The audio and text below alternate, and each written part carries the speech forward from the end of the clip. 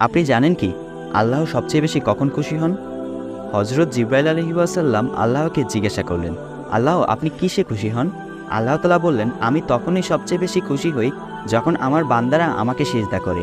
অতঃপর হজরত জিব্রাইল আলাইহিস সালাম আল্লাহ তাআলাকে ৩০,০০০ বছর ধরে সিজদা করলেন, কিন্তু আল্লাহ তাআলার পক্ষ থেকে কোনো খুশির বাণী জানানো হলো না।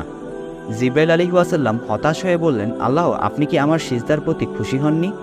আল্লাহ বললেন, হে জিব্রাইল, আমি দুনিয়া তৈরি করব।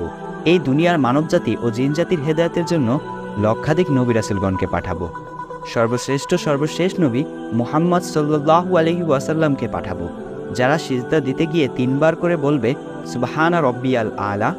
জিব্রাইল, তুমি জেনে রেখো, আমার ওই নবীর উম্মতেরা যখন সিজদাতে আমাকে ডাকবে, আমি আল্লাহ তাদের আমলনামায় তোমার ৩০,০০০ বছরের সিজদার থেকেও ৪০,০০০ গুণ বেশি নেকি লিখে দেব। সুবহানাল্লাহ।